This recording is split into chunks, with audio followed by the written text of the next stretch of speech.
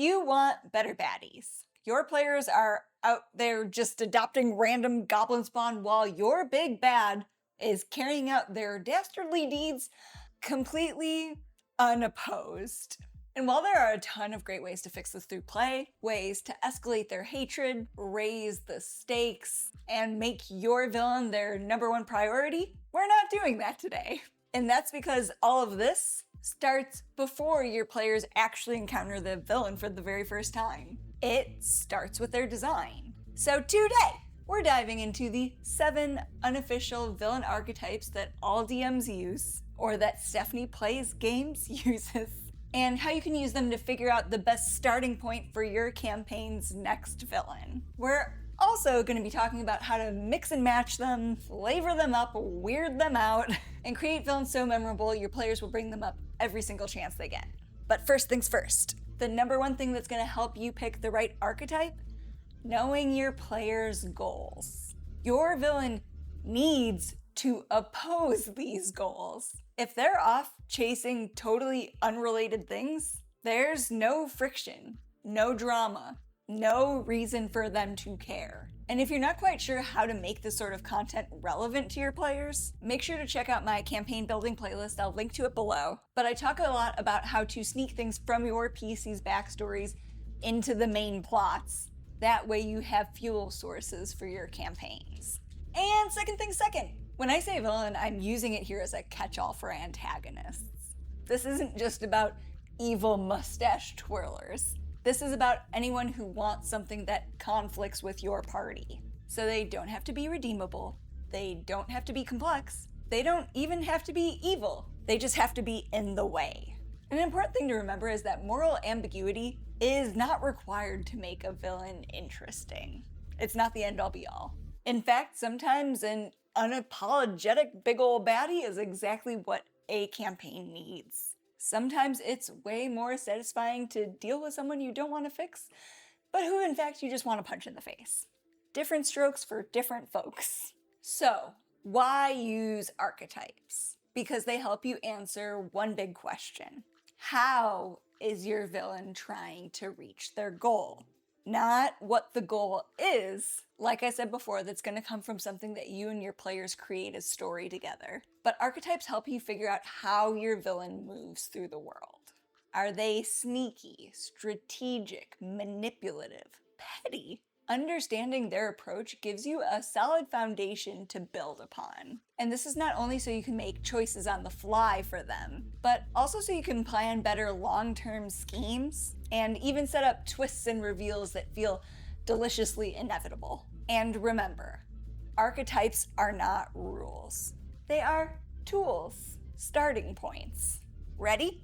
Let's build some bad guys. First up on our list, we have the quintessential Mastermind. This one's a classic across so many genres. You have Moriarty, you have Silco, you have Tywin Lannister. And you can usually recognize this villain because they're always one step ahead of the PCs. They have elaborate long-term plans, and they might even have significant resources at their disposal. Dealing with them will always feel a little bit like a chess match for your table. It is very much serving cat and mouse, but these villains are perfect for more intrigue-focused campaigns. And also for anywhere where a big boss might come with a few more people for your party to deal with along the way, like a fantasy Kill Bill montage. So what makes the Mastermind so hateable? This archetype is often smartier than thou, which is like, holier than thou, but with smarts. They can be so incredibly frustrating. This villain comes with so many just when you think you had them types of moments. So your table will celebrate for weeks when they finally do in fact have them. For reals this time. I swear.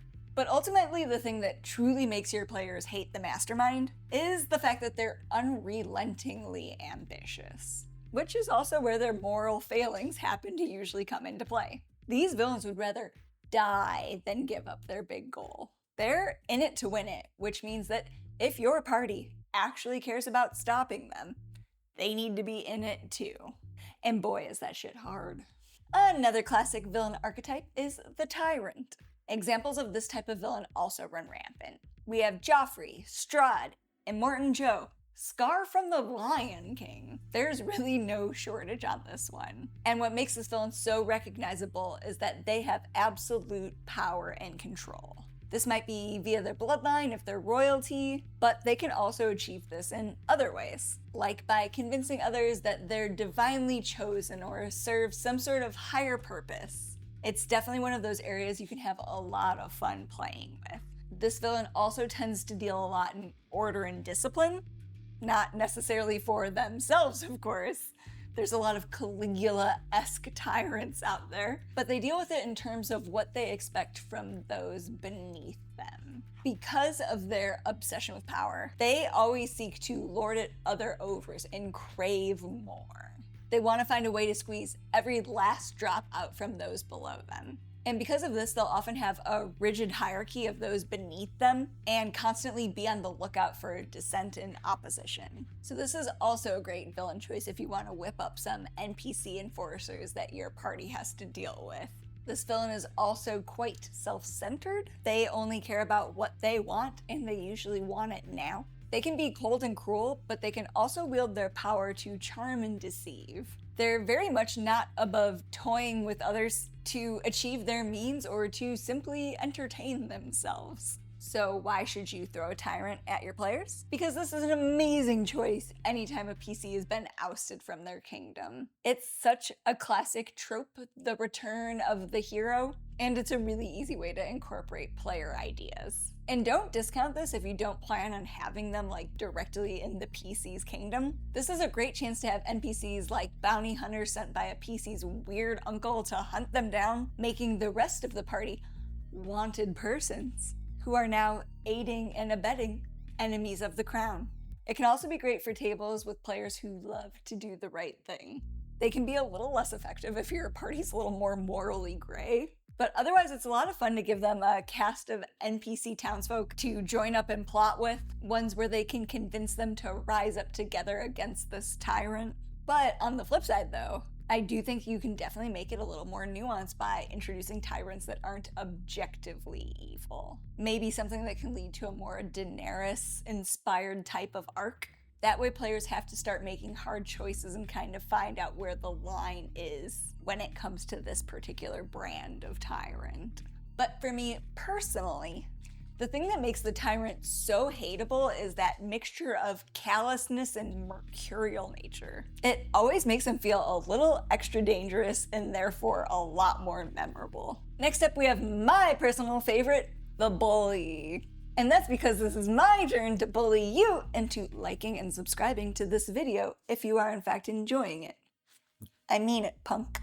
But these are your Draco Malfoys, your Regina Georges, Miss Trunchbull. And your party can immediately spot this type of villain because they seem to exist purely to torment your party. And while other types like the Tyrant can absolutely be bullies at certain points, it's not necessarily the same as being the bully. This villain is laser focused on the PC or the party, where the goal in itself is making them miserable. They go out of their way to warp their own goals to antagonize others. This villain also has a high self-image, or at least seems to, and they have a need to dominate others, which makes them very, very easy to pick out. Bullies work best wherever you'd really like more intimate tie-ins between the story and your party. Something that really helps create those moments of verisimilitude. So if you see a PC that has a backstory that mentions a friend they fell out with, an evil stepmother, something along those lines, tie this villain in. Again, if you need help with that sort of thing, I have a whole playlist on how to do this when your players are creating these characters. Collaboration is my jam. I link to it below. But this villain also works really great in any sort of group setting. So schools like Strixhaven, a PC's Thieves Guild, or a Rogue Enclave. And in my Feywild campaign, I had all of the players starting out as part of the Bramble Brigade, a kind of town guard, a little ramshackle group. But I was able to use this bully villain archetype just by utilizing 2 lines from a player's backstory. And it was wild how much everyone at the table ended up hating this villain. Do not underestimate their effectiveness. And the important part of running a bully villain is making them almost omnipresent. Anytime the players have a string of upbeats of good luck, bring that guy in to rain on their parade. The thing that makes them so hateable is they're this source of near constant oppression. They just won't give it a rest, at least until your players put them to rest. Another favorite villain of mine is the mirror image. This one is kind of weird because the defining feature is also another person. So the mirror image villain is one who wants the same things as a PC or your party, but their methods of trying to achieve said goal is the thing that makes them problematic and makes it so that the PCs just can't let what they're doing stand. Think Silco and Vander, Magneto and Charles Xavier, Morgana and Merlin, Zuko and Aang. The trick to using this dynamic in D&D and other TTRPGs is to make sure that other half of that mirror is a PC. So these are great archetypes to consider anytime a PC starts off with a really strong point of view or really big goal right out of the gate. Maybe they both oppose a tyrant, but the mirror image doesn't want to just stop with them. They want to eliminate their entire bloodline to ensure the safety of the kingdom because they think that'll make it so nothing like this happens again. They turn that notch up to 11. And unlike the Tyrant, where they're really good for goody two-shoes parties, the mirror image can be incredibly interesting with more morally gray tables. It really forces the party as a whole to look at where that line in the sand is for them, and it can be a lot of fun. So what is it that makes the mirror image hateable? I'd argue that these villains are some of the least hateable and most understandable, but what makes them frustrating for players is that they're so damn close to being on the same team as you. Like, everyone agrees on some core value, but the mirror image twists it into something that the party can't, at least not as a whole, support. And because of this, there's always that little last drop of hope that the party can convince this villain to change and see the error of their ways. So they might make decisions to pull punches in the hopes that this person will become an ally of theirs. And this forces a lot of doubt and arguing in your party, and I love it. There'll be lots of talks about, are they even doing the right thing? What really counts is too far. Moral quandaries abound. Usually a close cousin to the mirror image due to the nature of their goals, the corrupted idealist is, on a bad day, someone you could probably get behind. These are your poison ivies, your Thanoses. Thani? Lady Eboshi is a particularly complex version of one, but much like the mirror image, the corrupted idealist is someone with a noble cause. They're trying to accomplish a goal that is in fact good, but they are not doing good things to accomplish it. And to me, the biggest difference between the mirror image and the corrupted idealist is the fact that the mirror image's goals can be a lot smaller and a lot more personal. They're usually more self-interested, self-serving, but the corrupted idealist thinks big. Poison Ivy wants to save the environment. Lady Eboshi is trying to create a safe haven for people that have been cast out by society. And weirdly enough, this is the thing that makes them such hateable villains. It's because they weaponize righteousness. These are villains that believe so deeply in the things that they're doing that they feel that it literally justifies anything that they do. It's all very Machiavellian. Murder, destruction, oppression, these are all just things being done in service of the greater good. So even though the goals that they aspire to are wholesome and good, which means that theoretically these villains at their core should be wholesome and good, hopefully, these villains somehow seem impervious to things like empathy and guilt. They think they're better than others because they do the things that the weak will not. And because they hijack these causes, they taint the things we care about, right? So this can really end up putting the party in a lot of awkward positions throughout the campaign. Whether it's because at certain parts they have to choose between their ideals and stopping this villain, or because they might need to half-heartedly end up defending this villain and potentially alienate their allies, this villain ends up fracturing moral clarity. And that can be infuriating for players who just wish for a simpler world. And it can be easy to think that morally gray parties would be the best type of fit for this villain as well, just like the mirror image. And they can certainly have a fun time trying to also decide where that line is with this villain. But I think they're an even better fit for very heroic parties. They're the types of parties that struggle a lot more with these hard choices and the very real impact that they'll have. And this villain is also great for campaigns that take place in a broken world. Maybe the setting involves something like a magical plague, an experiment gone horribly wrong, or something post-apocalyptic. But any which way, the corrupted idealist is right at home wherever players might be working to restore balance in a fix-the-world type of campaign. Our next villain is a weird one because it's the only one on the list that isn't necessarily humanoid. It's the unstoppable force. And that's the villain's defining trait. They're a force of nature, literally. Whether they're beast-like or something more akin to weather phenomena, the unstoppable force is something that defies direct categorization. So you'll be doing a lot of, well, it's kind of like, and it's sort of similar to type of statements. Great examples in media of this type of antagonistic force include things like the Nothing in the Neverending Story, Xenomorphs in the Alien series, the Shimmer from Annihilation, the Fold in Shadow and Bone, or even the Freeze in Snowpiercer.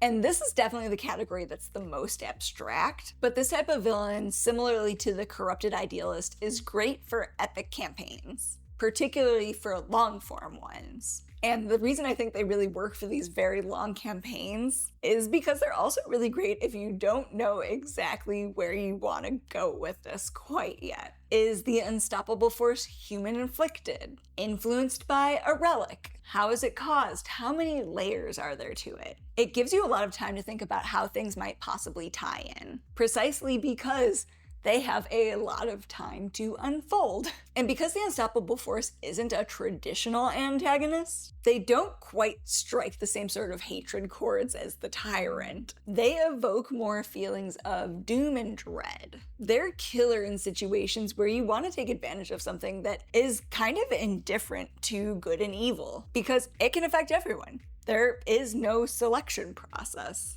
There is only your party battling entropy, trying to slow this march of death and destruction. Voldemort, Darth Vader, Sauron, Ganondorf, Bowser. Sometimes you just need a villain's villain. These villains are usually introduced with a kick the dog type of moment. They're evil for evil's sake and have irrelevant or even unknown backstories. The thing that makes them recognizable is that you don't really know if there's a justification for the things that they do. So there's no moral compass here. And while that can make a villain very bland for a long-term campaign, this one is great for simpler, shorter introductory campaigns or even just palate cleanser ones. These guys are so hateable because they are, in fact, just evil. Not all villains need to be redeemable or sympathetic characters. It's okay to just have that guy suck and to just lean into displaying to your players that guy, yeah, he's definitely the worst. So there are absolutely a ton more villain archetypes that you can put on this list. I had to whittle mine way down, so this list is by no means exhaustive. So when you're creating your villain concepts, don't use this list to lock yourself in. You can make combos. So what happens when you mix the Tyrant with the corrupted idealist? You get the Dark Messiah.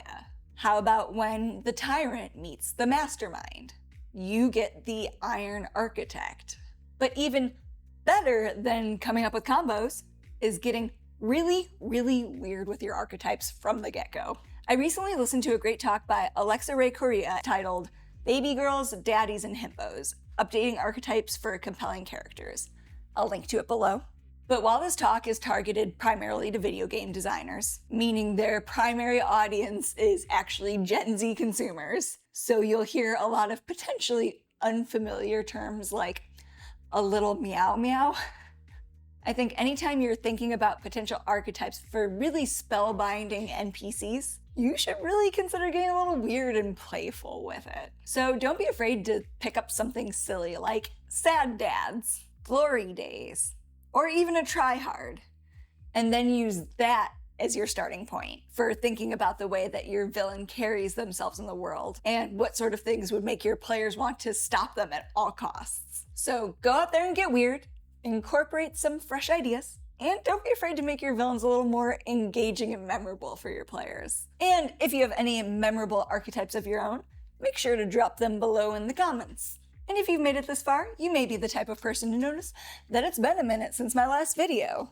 And that's because your girl got the job. Pew, pew, pew, pew, pew. So I'm not gone. Videos might be a little more sporadic for the moment, but I have a lot of really cool stuff on the horizon that I can't wait to share with you guys. And if I don't manage to get out another video before Gen Con, make sure you come say hi to me at Gen Con. I'll be there running some of Free League's Alien.